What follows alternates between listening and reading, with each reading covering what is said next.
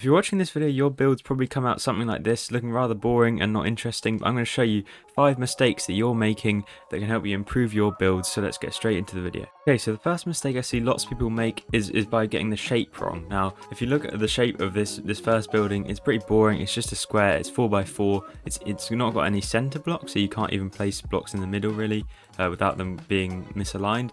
But if you go over to this one, I've made it a much more interesting shape. We're making it an L, and then I've gone ahead and made it all odd numbers. So if you think this is 5 wide, this is 5, and 7, 9, that across there. So that's a really good shape you can make, and it's an L shape. So this will make a much more appealing looking building, especially when you put a roof on it. It will give it much more shape. And even if you want to take it even further with the shape, you can add things like diagonals. So this is good if you're in like a big town you're building and you want a diagonal thing that goes along, like a path could come along here.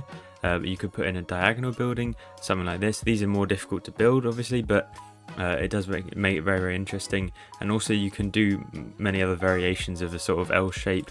You could bring another one out this way, or you could do something like that, so then you have a bit more space. Or you could make it a completely different shape. You could do whatever you want. It's just not making it square or straight rectangular sometimes can make it a lot more interesting. Okay, so the next mistake I see a lot is forgetting to add any texture into your build. So what I mean by texture is different sort of materials. So everyone just builds their first house. They always just build it all out of oak planks because it's the easiest thing to get. But definitely make sure you mix in some other stuff. You don't have to go as much as I do, but you want to mix in something, and you also want to have, in houses I like to have something on the corner that's different. So I go for oak logs on the corners, and then I've mixed in stripped oak into the main area. And you can take this even further by doing things like gradients. So this is where you start with, say, a lighter block on the bottom, and you work your way up to more darker blocks. And you can do the same thing with stone. You can mix in. It works best with stone. Because there's loads of different blocks you can mix in. You can mix in stone bricks, andesite, cobblestone, anything like that. And this is sort of creates the gradient that I'm talking about. So you would have the stone bricks on the bottom, then the cobblestone, then the mossy. If this was a full stone wall, you could create something like this. Okay, so to give you an example of what a gradient can turn into, if you're doing a terraforming project like this, I've gone from a gradient of light grey terracotta all the way up to the orange terracotta, and I've mixed in a bunch of blocks in between that. And then also with this stone block here, I've put in light grey concrete, and also I think this is cyan terracotta, yeah, and even some wool. The wool doesn't really make sense in this block, but it looks quite good having just mixed textures into your things to make them look a bit more interesting. And you can do the same thing with glass. I like doing water. Sometimes it looks better if you do it with a bit of different coloured glass. I think that looks really nice. And grass, you can change it. Instead of doing actual grass or moss or something, or this is light green concrete powder, I think, you could transition from that into having, say, terracotta and then a darker terracotta. So that looks really nice, and I've brought that all the way around the top. And you can then mix this in with lots of different stuff.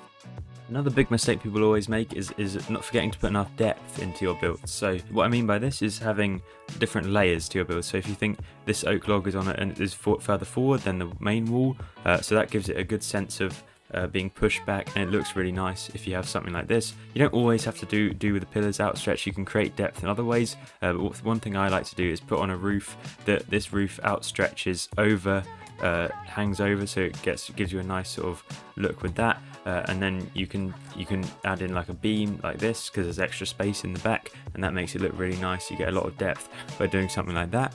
Other ways you can add depth include making details onto the top of your builds. One thing I like to do a lot is add leaves around your build. So this just makes easy depth, because you can basically put leaves anywhere and it will look pretty nice as long as you know how to place them. And then you can also, I like to put in these dividers, so you get some spruce stairs, a slab, a spruce stair again, and then repeat this pattern, and that can make a sort of divider between your builds. So if you make something very, very tall, so you could keep building this thing up. This would be like a sort of building in a city or a big town. This could keep going up really high, but you could keep adding windows and these dividers, which will make it look give it a lot more depth. You can also create depth using texture. So the bigger your builds are, I'd suggest you use more and more gradients and heavy gradients like that to make your builds. It gives your builds depth by putting darker blocks in the corners. Perhaps you can create more depth that way without actually having real depth, because it just looks like it from far away. So that's a really good way of doing it.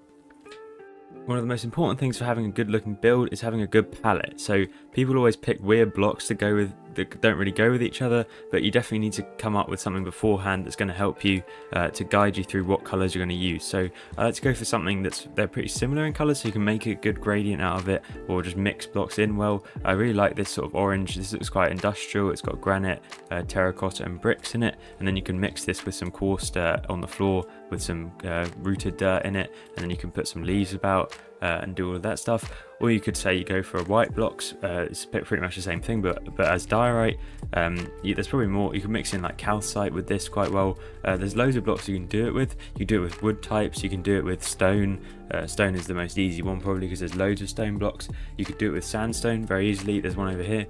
So what I do with sandstone is I get cut sandstone, regular sandstone, and maybe even some chiseled sandstone if you want, and some smooth obviously in the background. Smooth is the main block, and then you can mix it with sand on the floor and even mix in some of the sandstones on the floor with it. And I like the one block that contrasts sandstone very well, I think, is the oxidized copper, which makes it stands out a lot from the very yellowy sort of grainy look of sand and sandstone, because normally when you make builds out of sandstone and you put them in sand, it's very difficult to find any color in them. And then sugarcane, obviously it pops quite well against these sort of things, and it would make sense to have sugarcane around the desert probably. So yeah, that's a palette I like to go for.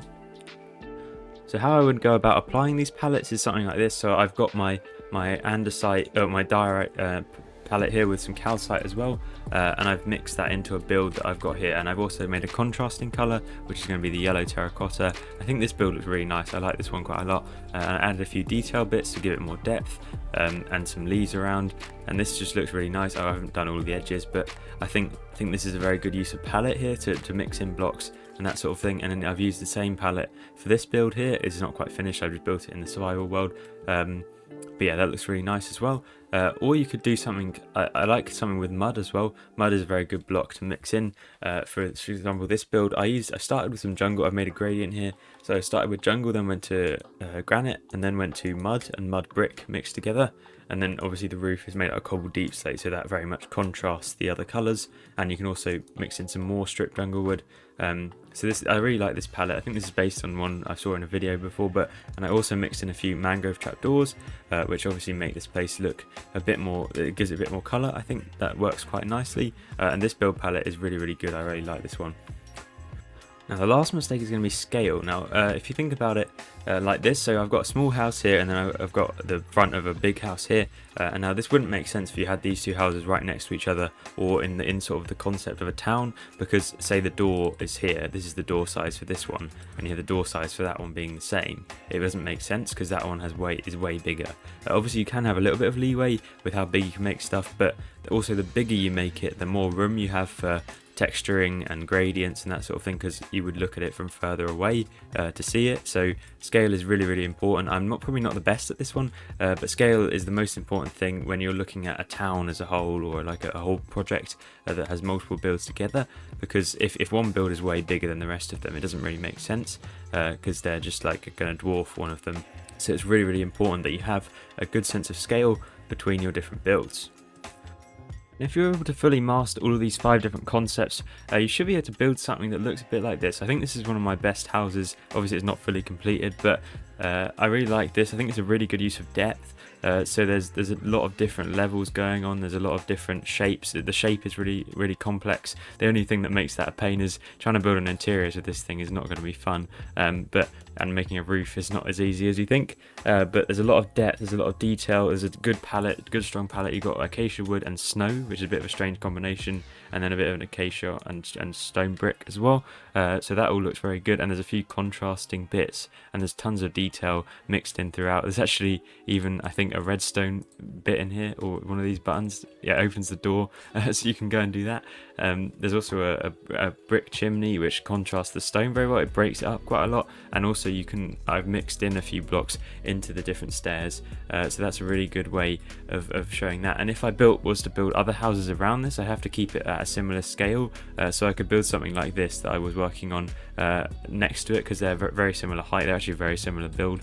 So I could build something similar next to it as like a neighborhood. This is a more modern build, so I'd build something to scale next to it.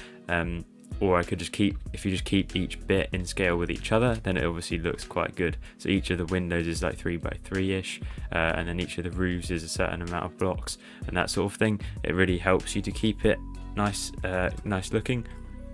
So yeah, I hope that really helped, and you've now learned the biggest mistakes that you're making. So make sure you hit subscribe, and I'll see you guys next time. Goodbye.